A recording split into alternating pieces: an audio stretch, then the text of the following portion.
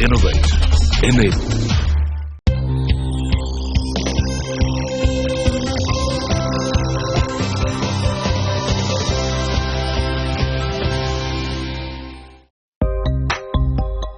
In today's challenging business environment, with economic, political, and geopolitical uncertainties, employees in various organizations are more often than not at the receiving end. The Human Resource Department plays a crucial role in managing employees and in the overall transition of each organization. It is in this light that the HR Innovation Awards were organized on 4th November at Mumbai. Here, there was an eclectic mix of industry leaders, experts from HR who came together to discuss challenges, opportunities, and HR innovation strategies for organizations. In the first panel discussion, top HR leaders and experts focus on how to build intelligent organizations. In your experience, in terms of handling your organizations, for building intelligent organizations, what is, in your opinion, the top 2 or 3 critical factors? In my view, apart from all the infrastructure and the cultural things which are needed to call some organization as a knowledge organization. So fundamentally, it has to start with a respect for knowledge. And then, of course, at a more operational level, there have to be mechanisms for capturing knowledge.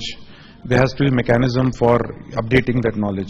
One of the things is respect for knowledge, yes, but respect for people, because knowledge and intelligence is not the prerogative of some people at the top of the organization.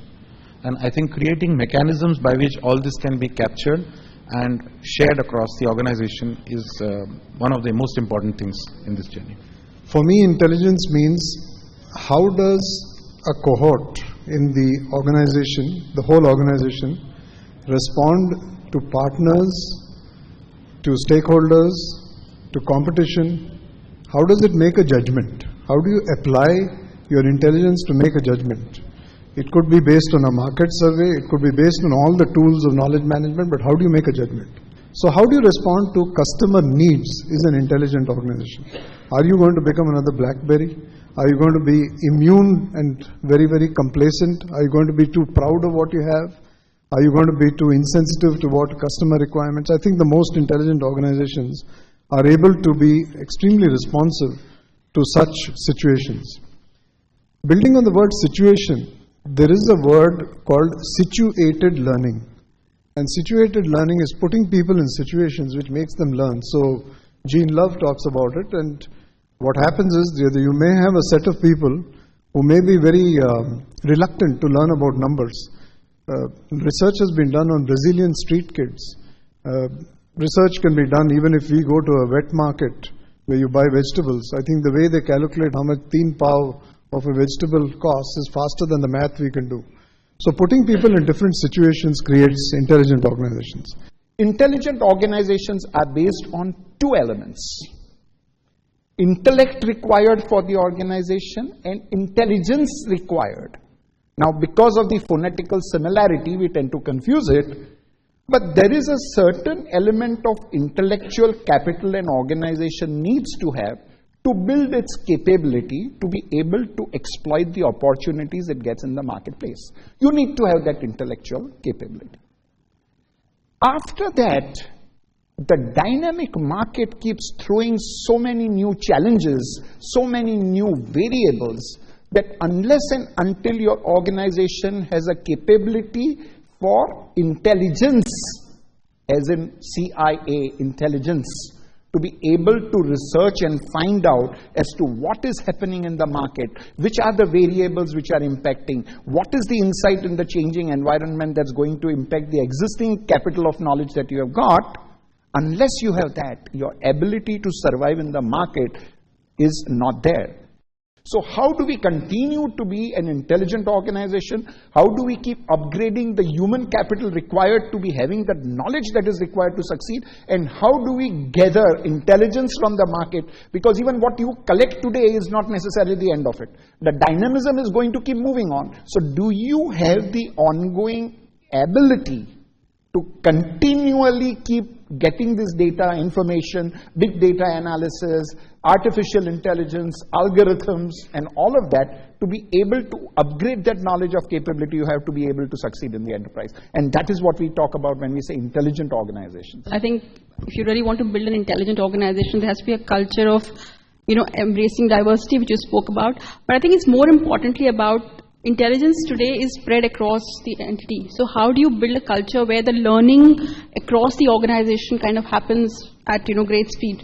And I guess the objective would be that the sum of the intelligence of every individual in the organization actually adds up and is exponentially larger than the sum really.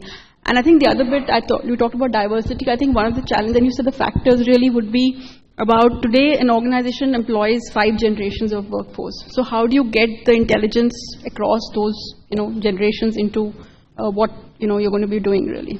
So how do we prepare such an organization for future? As HR leadership professionals, what should we be doing today so that coming 1 year, 2 year down the line, we actually help create such organizations? One of the things that we pride ourselves, whether we belong to HR or any other function, is to take informed decisions. And when we take informed decisions, we believe that we are using the data which is not only relevant but which is current. And in this recent conversation about big data and analytics, one particular aspect that I personally observe across the group company that I see is somehow or other we lose track of how current and relevant the data is. All of us know that if I get the right data, how to analyze and how to reach a conclusion. But to my mind, one of the biggest problem is to know what is the right data. What is it that I want to pick up? Sudhakar Adapa from Talent Vouch talks on how to be at the forefront of innovation and disruption in the recruitment space. Innovation and disruption have become buzzwords. We at Talent Vouch has been a truly innovative and disruptive company in the recruitment space, not just in India, but in the United States as well. We are truly attempting a mammoth task of building a mainstream American company based out of India. And we believe we are at the forefront of innovation and disruption. And we believe that Talent Vouch will disrupt the recruitment space, which have been broke not just in India, but across the world.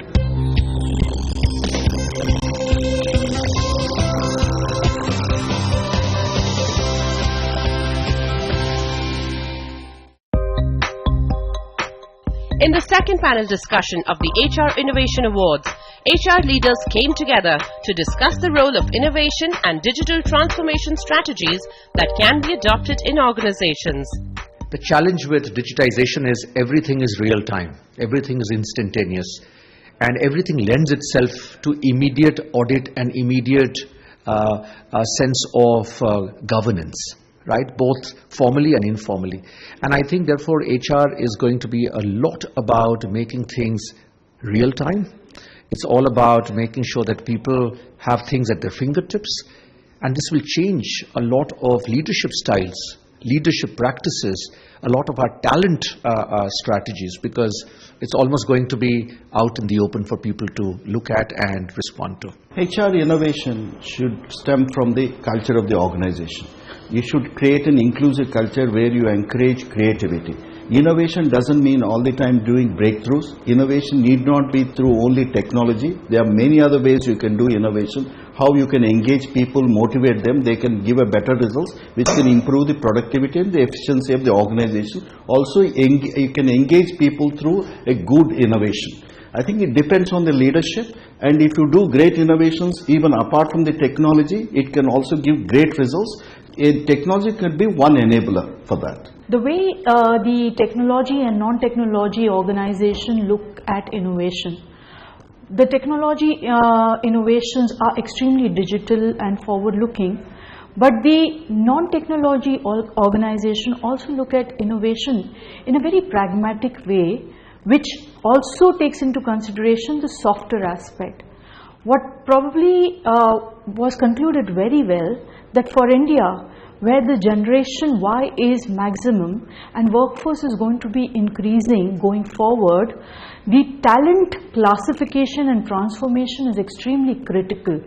So that is going to impact the entire education system and also the culture of the organization. That innovation doesn't happen just because of technology. I think technology is an enabler to do better and things and faster and maybe cheaper and smarter. I think it also came out that automation should be looked at as an opportunity, given that our demographics are changing so much, and it should be really looked at seeing how new roles will emerge and how we can skill people to do better work.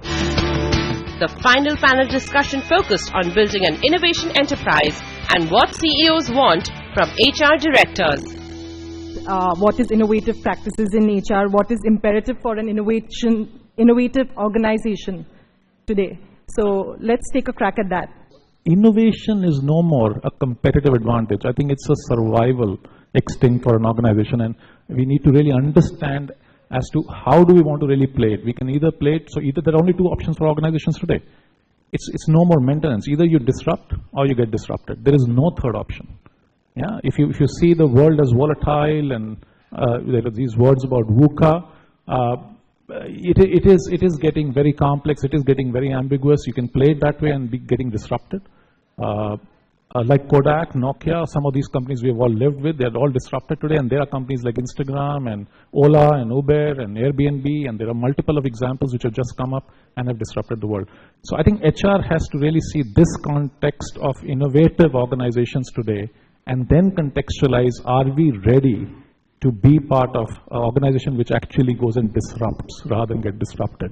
And that needs a completely paradigm shift. How do you see the role of HR evolve? Like, we've spoken about, you know, how everything's changing, how you either can get disrupted or be disruptive.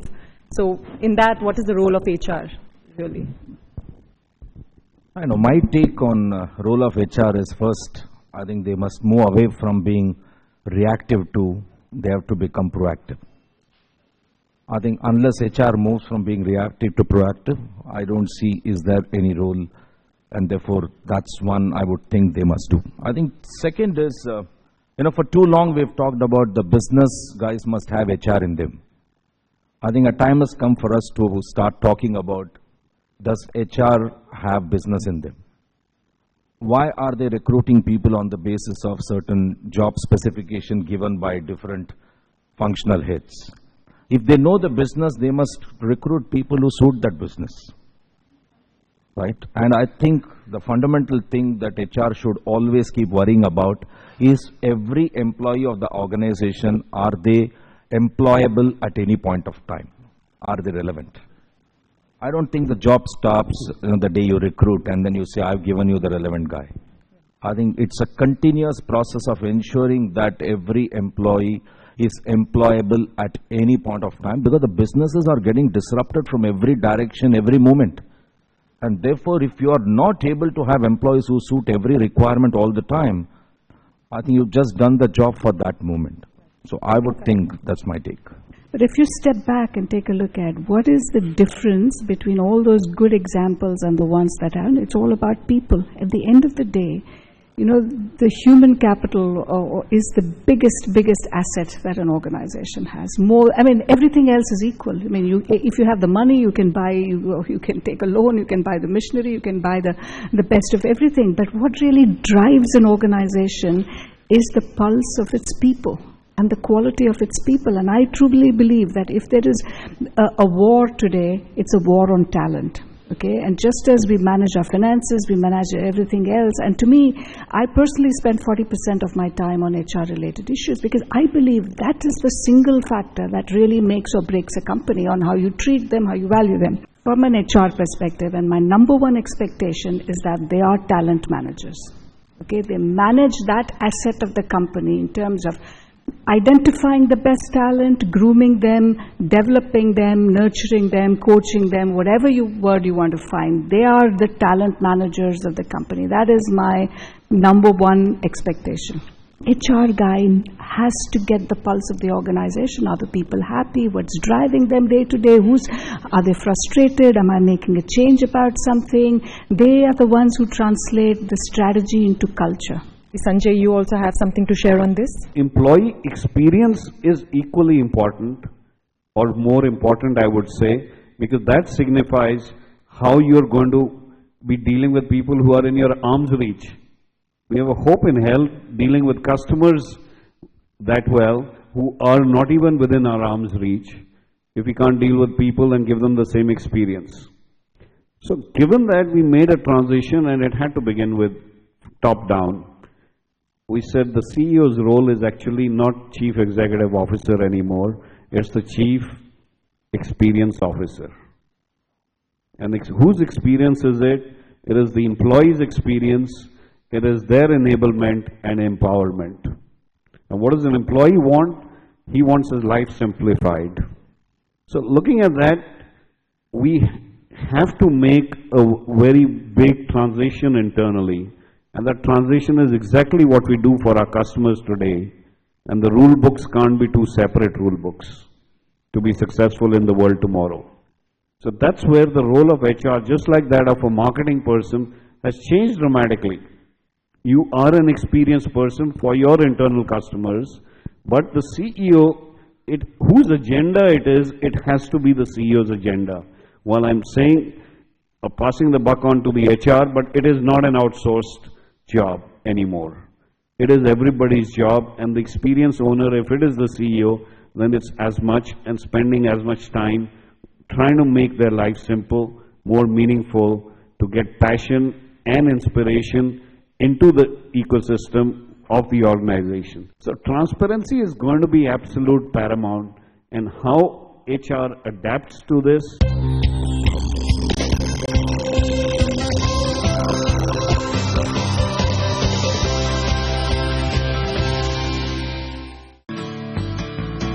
HR Innovation Awards acknowledge HR leaders across different companies for their outstanding contribution and innovation in the industry. Ladies and gentlemen, let's get started with the HR Innovation Awards 2016. Started with our first category for the evening, which is the Organizational Awards, Best Contribution to Organization Culture. Winner for the best contribution to organization culture is NIIT Technologies. We have with us Mr. Chinmay Patra, the General Manager of NIIT Technology. Winner for Employee Value Proposition, Accelerating Towards Excellence is PepsiCo India.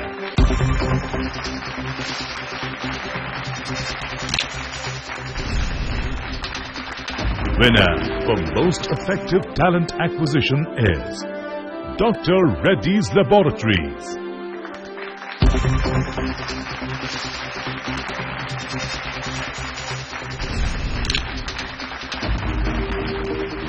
Winner for Most Innovative Use of HR Technology is Bajaj Alliance General Insurance Company.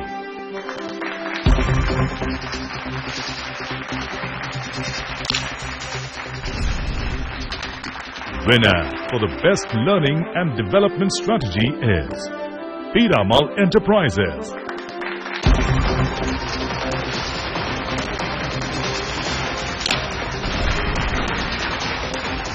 Winner for the Best Reward and Recognition Program is NIIT Technologies.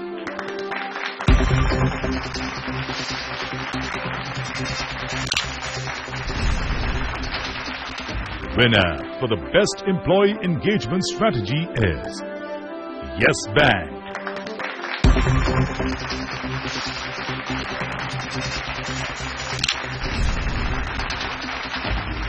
Winner for the Best Talent Management Strategy is ADITYA BIRLA Financial Services Group.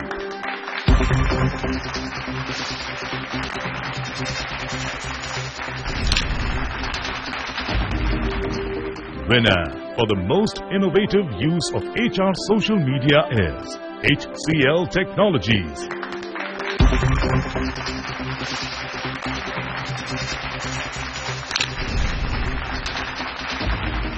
Winner for Excellence in Diversity and Inclusion Award is Lemon Tree Hotels.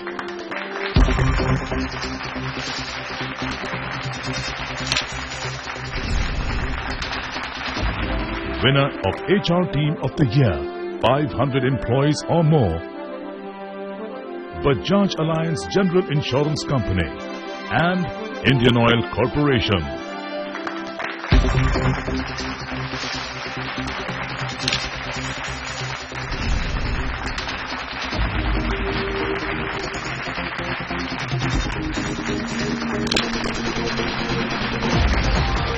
Winner for HR Rising Star of the Year is Sahana Shankar, Brilio.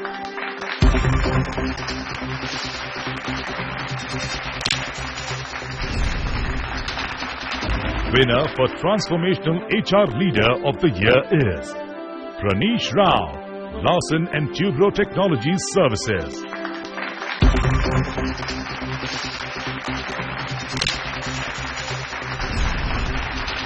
Winner for HR Leadership Award Year is AJAY BAKSHI, Vodafone Shared Services, SUBRAT CHAKRAVARTY, HCL Technologies and AJITH KUMAR BALAKRISHNAN, SLK Software.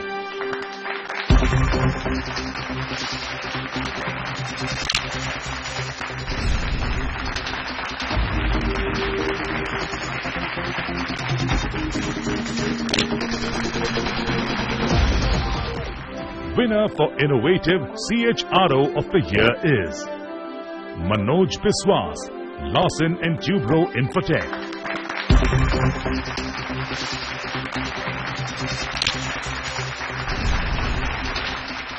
Winner for Outstanding Contribution in the Field of HR is Sudhanshu Tripathi, Hinduja Group, and Saurabh Govil, Wipro Technologies.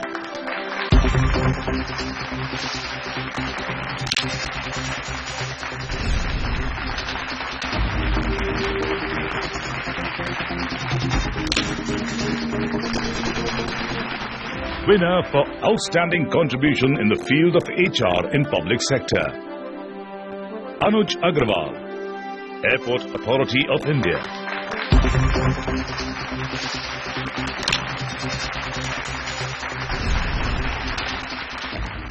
It's an absolute honor and privilege to receive this award on behalf of every Wiproite in HR and the larger Wiproites.